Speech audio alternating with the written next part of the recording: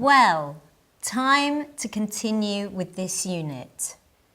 You are learning English and you're doing very well. So let's go. If you think about it, when someone asks you a question, you often don't just say yes or no. It sounds too direct, right? In English, there are many ways to say yes or no.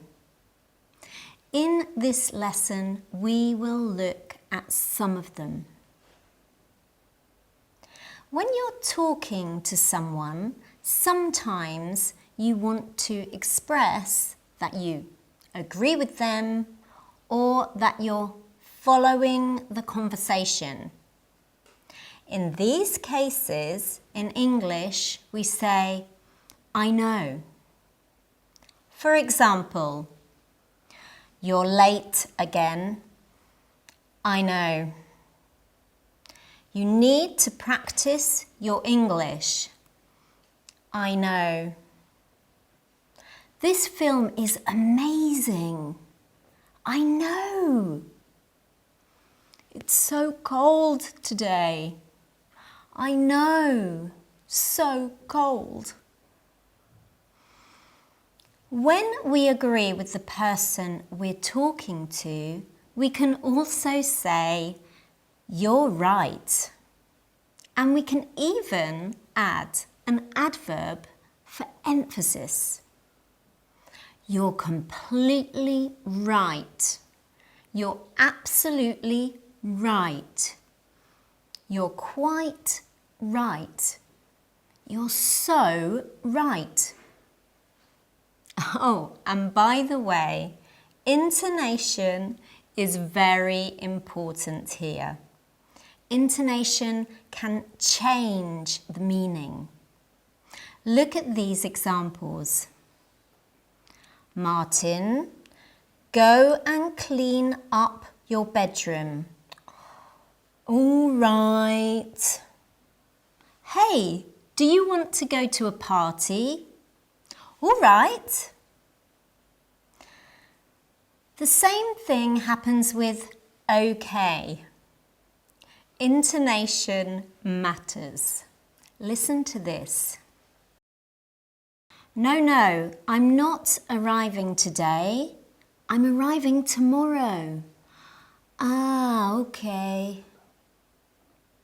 I'm making a cup of tea. Okay, great. I agree is another good expression to use in conversations. For example, I think the company should expand. I agree. The dinner was lovely, but the wine was terrible. I agree. It's better if we go to the beach early in the morning. I agree. Ooh, it's too cold to go for a walk. I agree. There are more ways to express agreement. You can say, of course. Sure. That's true. Exactly. Yes, you've nailed it. They are very common, so you'll learn them as you go. Okay, now you know many ways to say yes in English, but sometimes we also need to say no. Politely, of course. Let me remind you that English people are very polite. We don't usually say no in a very direct way. We like to be tactful. There is a very good expression to use in these situations. I'm afraid. If you say no to something, but you say I'm afraid first, your rejection won't sound too dramatic. Have a look at these examples.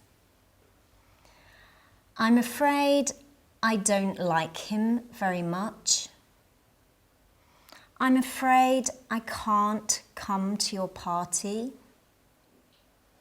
I'm afraid he can't go to the meeting.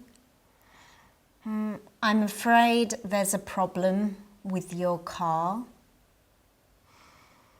Remember, when you have bad news, start with I'm afraid. But things aren't perfect, and sometimes you need more intense expressions to express disagreement. These are some. No way. Absolutely not. That's not true. That's untrue. You're lying. Well, I hope you never have to use these expressions. Okay, time for a few pronunciation tips. In English, there are many words that contain silent letters. These words often come from other languages. Here are some silent consonants that are very common. Listen to me carefully, okay? You can repeat afterwards. In the following words, the B is silent. Comb, doubt, thumb. In these, the D is silent. Wednesday, sandwich, handsome. Silent I, friend, business. Silent GH, daughter, light, through. And silent L, to talk, to walk, half. Don't panic, you'll learn this little by little.